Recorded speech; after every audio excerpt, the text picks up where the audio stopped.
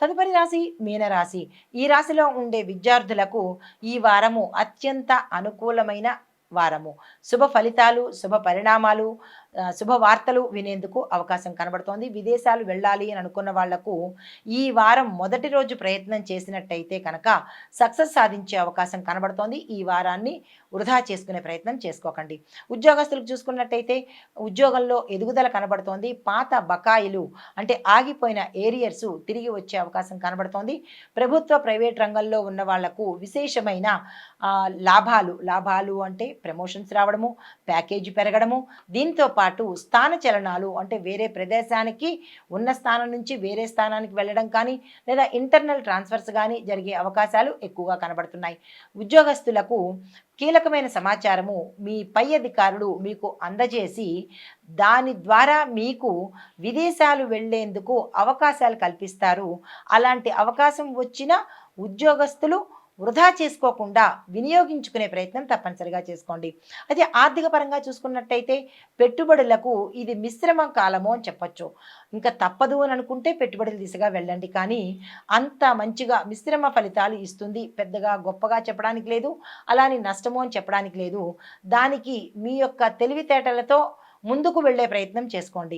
దీంతో పాటుగా కొంతమందికి ఆకస్మిక లాభాలు వచ్చే అవకాశం కనబడుతోంది వ్యాపారస్తులకు, పారిశ్రామికవేత్తలకు. కానీ చేతి వృత్తుల వారికి మాత్రము కొంత నష్టపోయే అవకాశం కనబడుతోంది. నిరాశ చెందకండి. అయితే వ్యాపార పరంగా చూసుకున్నట్టయితే కనుక భాగస్వామ్య వ్యాపారాలు రద్దు చేసుకోవాలన్నా లేదా భాగస్వామ్య వ్యాపారాలు కొత్తగా తీసుకోవాలన్నా ఈ వారము చాలా చక్కని వారము. మీ యొక్క శ్రేయోభిలాషులతో మాట్లాడుకుని విస్తరణకు కానీ లేదా ఒప్పందాలకు కానీ అనువైన సమయాన్ని చూసుకొని ఆ దిశగా ప్రయత్నం చేయండి. సక్సెస్ సాధించే అవకాశం ఉంది. ఇక్కడ మరొక విశేషం చెప్పదగినది, మీరు ఏదైనా భాగస్వామ్య ఒప్పందాలు పార్ట్నర్షిప్ అగ్రిమెంట్ తీసుకునేటప్పుడు లాంగ్ టర్మ్లో తీసుకోండి. 5 ఇయర్స్, 10 ఇయర్స్, 15 ఇయర్స్ ఇలా లాంగ్ టర్మ్కి ప్లాన్ చేయండి, కానీ షార్ట్ టర్మ్ ఒప్పందాలకు మాత్రము సైన్ చేసే ప్రయత్నం అస్సలు చేయకండి. అయితే కుటుంబపరంగా చూసుకున్నట్టయితే కుటుంబంలో సుఖశాంతులు కలగబోతున్నాయి.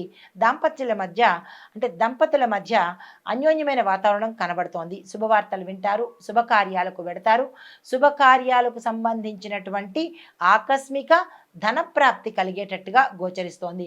భూమి, వస్తు, వాహనాలు కొనుగోలు చేయబోతున్నారు. దానికి సంబంధించిన ప్రణాళికలు వేసుకోండి.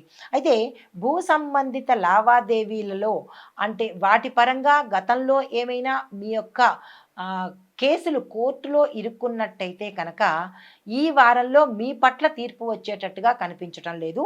మరొకటి, ఈ వారంలో మీరు ఏదైనా కోర్టు పరంగా కానీ లేదా చట్టపరంగా కానీ ఏమైనా నిర్ణయాలు తీసుకోవాలి అంటే కనుక అస్సలు తీసుకోకండి. తదుపరి సమయానికి పోస్ట్పోన్ చేసుకోండి. అంటే అగ్రెసివ్ నేచర్తో గబుక్కన ముందుకు వెళ్లకుండా ఆలోచించి వెళ్ళండి. ఈ వారము భూ సంబంధిత లావాదేవీలకి, కోర్టులకి, చట్టపరంగాను, కేసులకి వీటికి అనుకూలంగా లేదు. కాబట్టి అలాంటి సిచ్యుయేషన్స్ ఏమైనా మీకు ఉంటే కనుక పోస్ట్పోన్ చేసుకునే ప్రయత్నం తప్పనిసరిగా చేసుకోండి.